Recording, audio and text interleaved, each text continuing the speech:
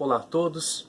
Então, mais uma vez estamos aqui para dar continuidade ao nosso estudo bíblico de 1 Coríntios. Hoje nós vamos trabalhar a segunda parte do capítulo 12, né, e vamos encerrar então esse capítulo 12 de 1 Coríntios.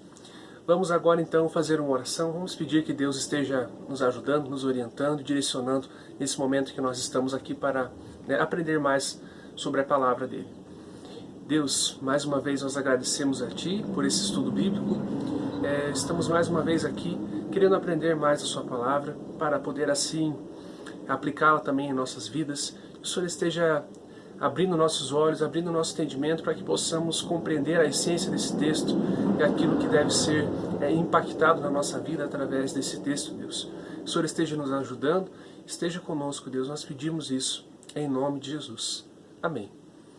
Então nós vamos estar trabalhando 1 Coríntios 12. Primeiramente vamos estar lendo do versículo 12 até o versículo 17. Então 1 Coríntios 12, do versículo 12 até o 17. Diz assim o texto: O corpo humano tem muitas partes, mas elas formam um só corpo. O mesmo acontece com relação a Cristo. Alguns de nós são judeus, alguns são gentios, alguns são escravos e alguns são livres. Mas todos nós fomos batizados em um só corpo pelo único Espírito, e todos recebemos o privilégio de beber do mesmo Espírito. De fato, o corpo não é feito de uma só parte, mas de muitas partes diferentes. Se o pé diz, não sou parte do corpo porque não sou mão, acaso por isso deixa de ser parte do corpo? E se a orelha diz, não sou parte do corpo porque não sou olho, será que por isso deixa de ser parte do corpo?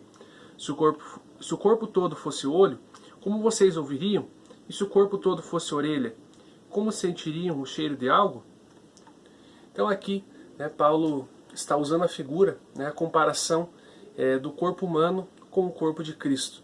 Ou seja, o corpo de Cristo ele funciona de modo semelhante ao corpo humano. Por que Paulo usa às vezes essa figura de um corpo com muitas partes?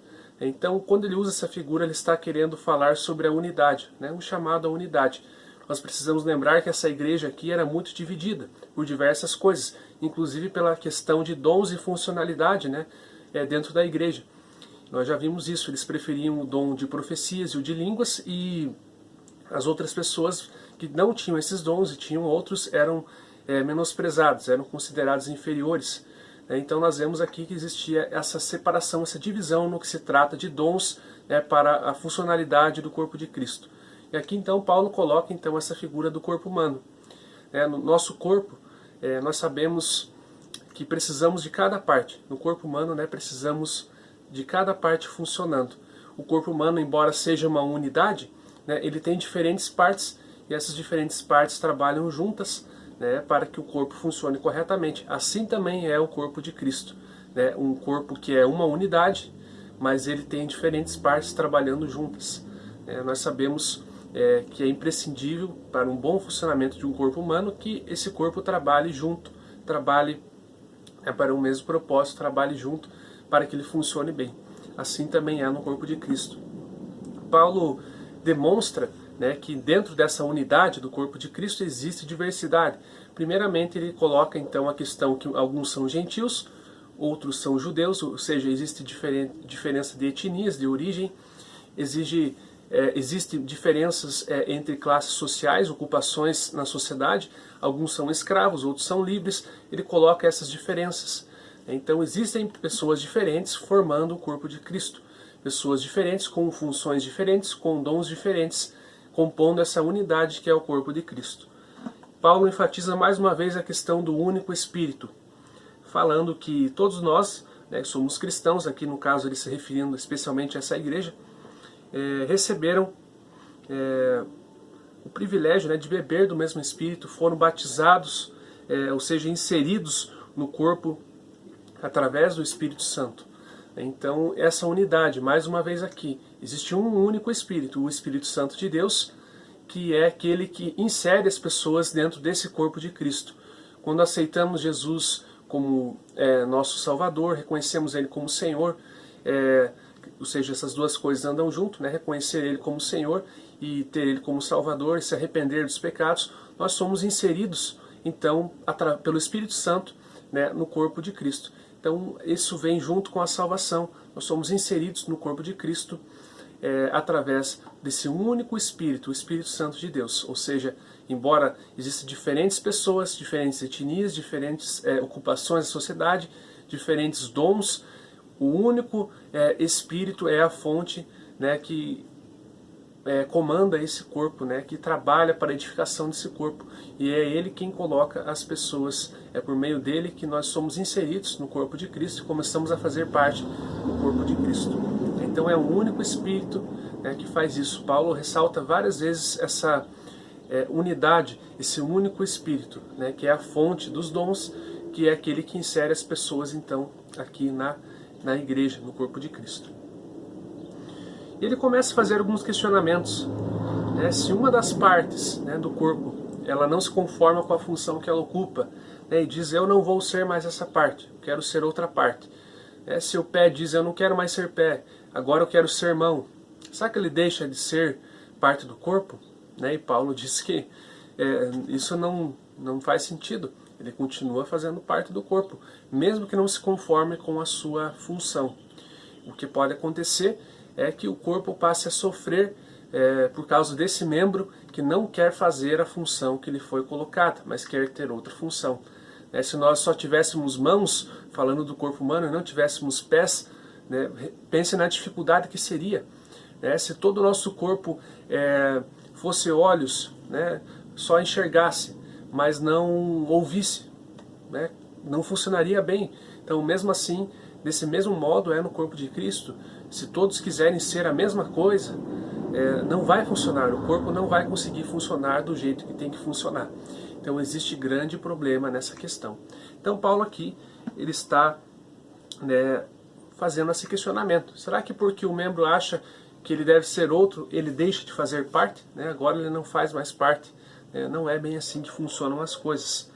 É preciso desse corpo, né, de muitas partes trabalhando em unidade. Então essa primeira parte ele ressalta isso.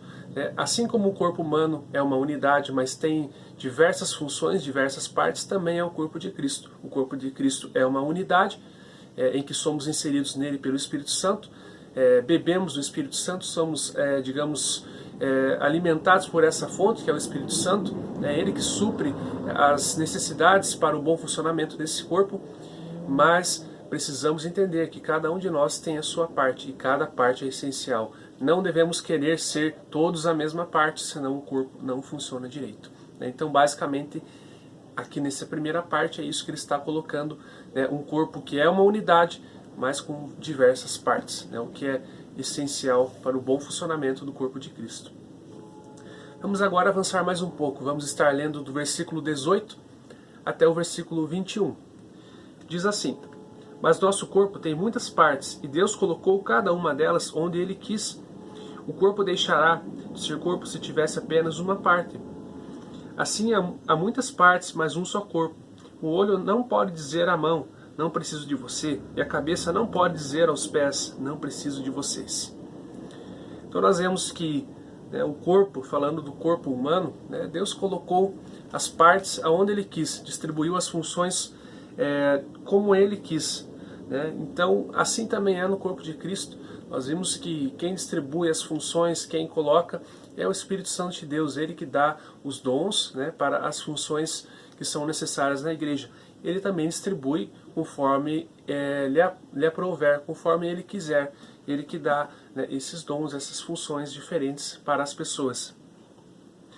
Se o corpo tivesse apenas uma parte, ele deixaria de ser um corpo.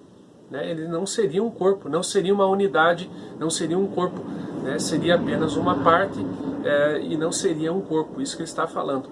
Se todo corpo quer ser uma parte só, ele deixa de ser um corpo e passa a ser apenas um membro e não mais um corpo. Nós vemos então que não deveria ocorrer, falando da igreja, falando do corpo de Cristo, a seguinte expressão, não preciso de você. Essa expressão não era para ocorrer no corpo de Cristo. Membros dizendo, eu não preciso de você. Eu não preciso de você porque você tem essa função que eu acho que não é tão importante, ou porque você tem esse dom que eu acho que não é tão importante, porque você não tem o dom de profecia, ou você não tem o dom de línguas, então eu não preciso de você. Você não faz diferença nesse corpo. essa era para ser uma postura que não deveria aparecer na igreja, né, no corpo de Cristo. Nós devemos ter a mentalidade, a compreensão e a convicção de que a igreja local, né, e a igreja maior, falando de todo o corpo de Cristo, só funciona quando todas as partes cumprem a sua função, as diferentes funções, os diferentes dons, né, que são colocados. Então, precisamos dessa diversidade para compor essa unidade do corpo de Cristo. Mais uma vez, ele ainda reafirma isso, né? Então, não podemos dizer, não preciso de você, só porque você acha que a função daquele irmão, aquilo que ele faz, o dom que ele tem, não é tão importante. Não podemos dizer isso, não preciso de você. Precisamos uns dos outros, precisamos de cada um, de cada parte desse corpo, né, para que tudo funcione corretamente. Então Paulo mais uma vez reafirma essa necessidade da unidade e da diversidade de funções. Então vamos avançar um pouquinho mais, vamos estar lendo agora do versículo 22 até o 27. Diz assim: ao contrário, algumas partes do corpo que parecem mais fracas são as mais necessárias, e as partes que consideramos menos honrosas são as que tratamos com mais atenção. Assim protegemos cuidadosamente as partes que não devem ser vistas, enquanto as mais honrosas não precisam dessa atenção especial. Deus estruturou o corpo de maneira a conceder mais honra e cuidado às partes que recebem menos atenção. Isso faz que haja harmonia entre os membros, de modo que todos cuidem uns dos outros. Se uma parte sofre, todas as outras sofrem com ela. E se uma parte é honrada, todas as outras com ela se alegram. Juntos todos vocês são o corpo de Cristo, e cada um é uma parte dele. Então nós vemos aqui, né, Paulo mais uma vez ressaltando, né, essa questão do corpo. E ele fala dessas partes mais frágeis, essas partes mais fracas. Também fala das partes menos honrosas, partes que você cobre elas. É uma referência aos órgãos sexuais. São partes frágeis e eles são protegidos, né? Então precisam de mais atenção. As partes mais frágeis do corpo humano precisam de proteção, precisam ser cobertas, precisam de um cuidado maior do que outras partes que, digamos, são as partes mais honrosas, que são as partes que você mostra e são as partes que não precisam dessa atenção, desse cuidado. Então ele coloca essa diferença entre partes mais frágeis, né, e partes que não precisam de tanta atenção porque não são frágeis. No corpo de Cristo também existem essas partes mais frágeis, essas partes em que precisam de mais atenção, precisam de mais cuidado, precisam de mais proteção, né, e existem outras partes que já não precisam. Mas Deus colocou e fez dessa forma tanto o corpo humano quanto o corpo, né, de Cristo, para que tudo funcionasse em harmonia, tudo funcionasse em perfeita ordem. Então uma parte que é mais frágil precisa ser cuidada de uma maneira um pouco mais superior, no sentido de demandar mais atenção e mais cuidado. Então assim também é no corpo de Cristo. Aquelas partes que você acha que, olha, isso não tem nada a ver, isso não tem valor nenhum. Essas partes são partes valorosas que devem ser cuidadas. Então muitas vezes nós vemos desprezo, né, no corpo de Cristo por algumas funções, algumas partes, algumas pessoas, e essas pessoas, essas partes que são mais frágeis são as que demandam mais cuidado. E isso foi feito para que houvesse então harmonia entre os membros, de modo que todos cuidem uns dos outros. As partes superiores, ou seja, mais fortes, cuidam então das partes que são mais frágeis. Desse modo, todo o corpo é cuidado e suprido, né, nesse sentido. Se uma parte sofre, todas as outras também sofrem com ela. Nós sabemos, por exemplo, no nosso corpo, às vezes temos um problema em determinado local, né, e aquele problema começa a afetar outras partes, inclusive o seu corpo todo às vezes. É um problema pequeno às vezes, né? Então, assim é também no corpo de Cristo. Se algo acontece a algum membro, isso também deveria fazer então que os outros membros também sofressem, se compadecessem por esse membro, porque ele está sofrendo. Ele sofreu algum dano, algum problema, e ele está sofrendo. Então, mais uma vez, essa colocação de Paulo demonstra que a unidade no corpo de Cristo, embora haja a diversidade de funções, deve ser tamanha que quando um sofre, todos devem sofrer, né? Porque se compadece dessa parte, né? São um corpo, são a mesma, fazem parte da mesma família, do mesmo corpo, do corpo de Cristo. Então vemos que deveria ser assim. E também quando essa parte é honrada, essa parte do corpo é honrada, todos deviam também se alegrar com essa parte, né? Muitas vezes sofrer com os que sofrem é algo que nós até conseguimos fazer, mas muitas vezes se alegrar com uma parte honrada, se alegrar com outra, às vezes é mais difícil ainda, né? Porque muitas vezes a inveja brota nesses momentos, né?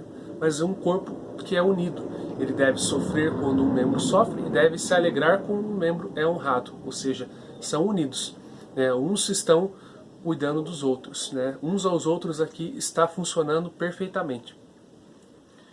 E Paulo, né, diz que todos juntos são o corpo de Cristo e cada um é uma parte dele, ou seja, todos juntos, essa unidade compõe o corpo de Cristo, mas cada um é uma parte, cada um precisa do outro para que assim seja formado o corpo de Cristo e ele funcione, né, do modo que deve funcionar.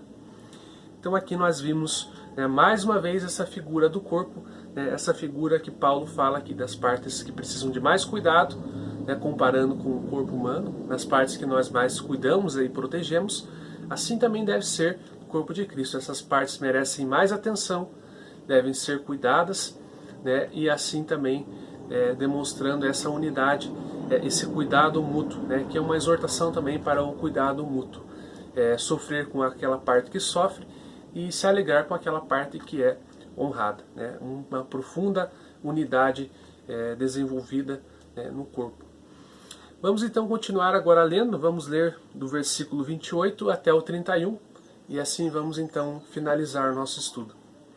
Diz assim: Deus estabeleceu para a igreja, em primeiro lugar os apóstolos, em segundo os profetas, em terceiro os mestres, depois os que fazem milagres, os que têm dom de cura, os que ajudam outros, os que têm o dom de liderança, os que falam em diferentes línguas.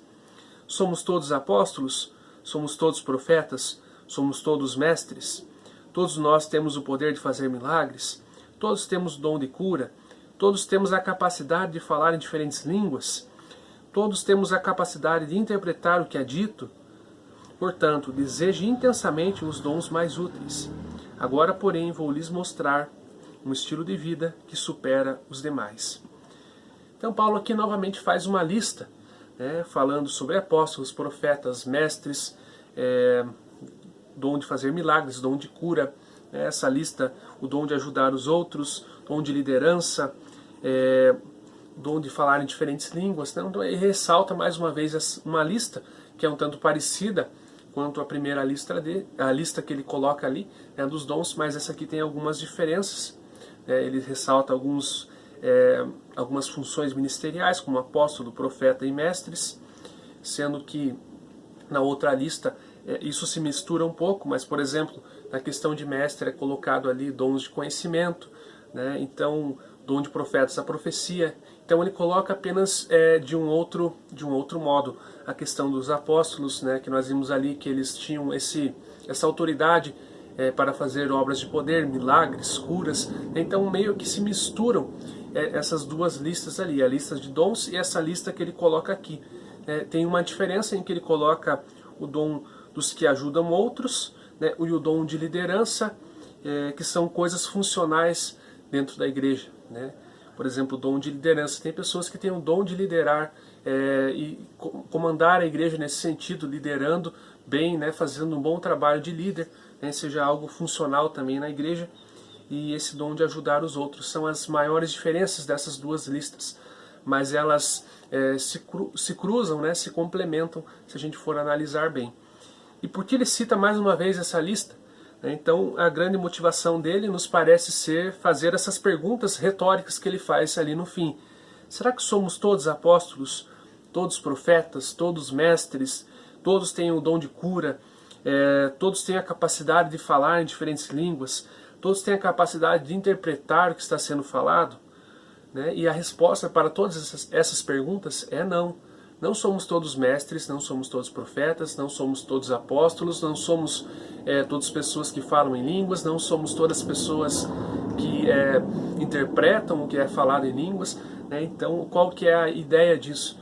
Demonstrar mais uma vez que o corpo é feito por partes, e partes diferentes. Nem todos apóstolos, nem todos profetas, nem todos mestres, mas alguns são apóstolos, alguns são profetas, alguns mestres, alguns têm o dom de línguas, alguns têm o dom de interpretar línguas. Então essa é a ideia. É um corpo só, mas com diversas partes. Não somos todos a mesma parte. Caso contrário, não seria possível ter um corpo. Então essas perguntas que ele coloca aqui, a resposta para elas é não.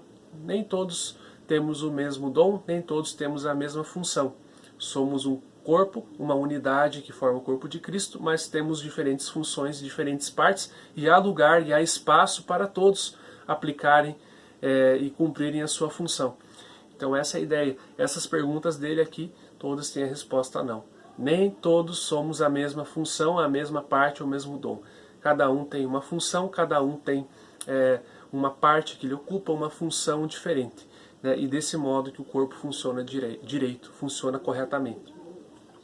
E ele diz, né, portanto, deseje intensamente então os dons mais úteis, ou seja, os dons que edificam todos.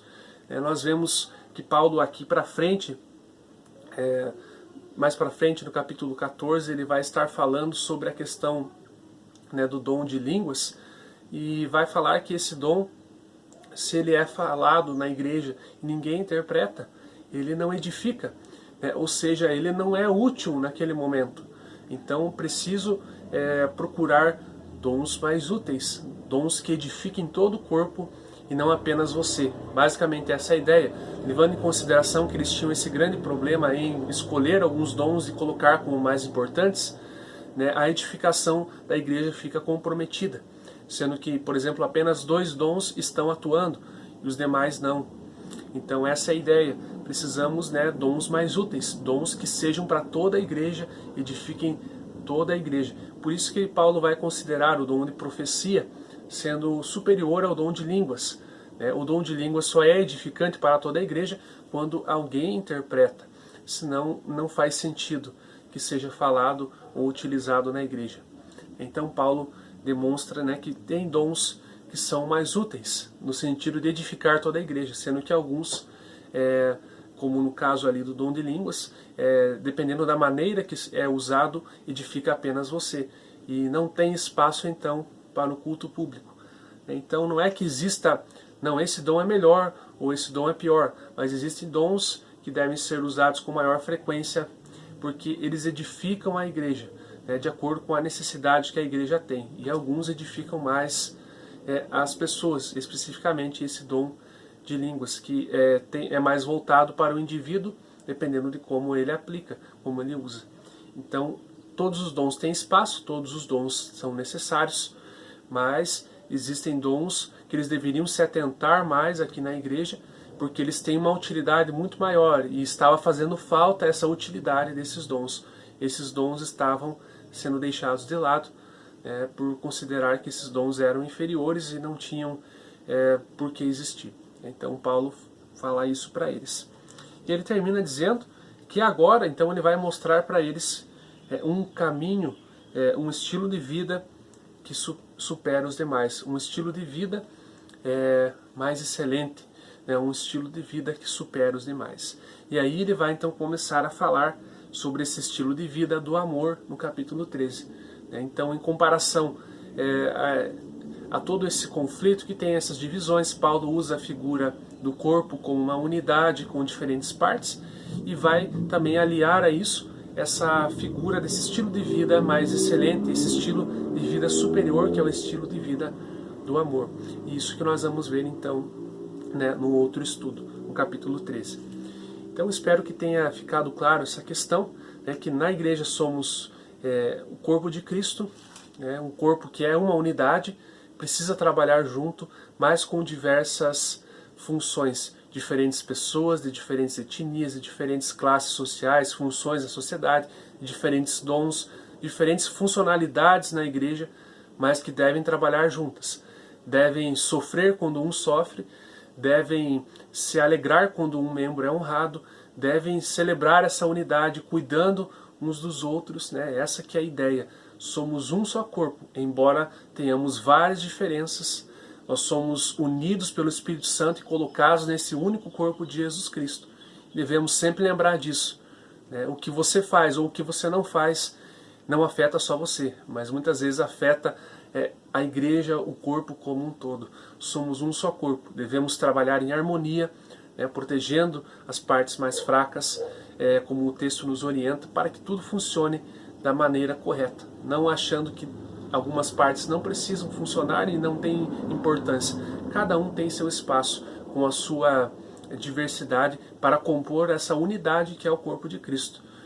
Sabemos que não é muito fácil, às vezes, caminhar nessa unidade, mas que Deus nos ajude, que a gente possa refletir, cada um de nós, como temos trabalhado na igreja, em nossas funções, com os nossos dons, se temos feito isso para edificação e bom funcionamento da igreja ou por outro motivo, como aqui acontecia. Então que Deus nos ajude, que sejamos uma igreja unida, que possamos sempre caminhar nesse sentido e avançar nessa unidade. Possamos sofrer com quem sofre, se alegrar com quem é honrado e seguir essa unidade perfeita que só é possível na igreja, no corpo de Cristo. Uma unidade com diversidade, uma unidade que só é possível plenamente no corpo verdadeiro de Cristo. Então que Deus abençoe vocês, tenham uma ótima semana, reflitam sobre essas verdades no decorrer dessa semana e espero vocês no próximo estudo em que vamos falar sobre o amor, esse caminho mais excelente. Então Deus abençoe vocês, até mais.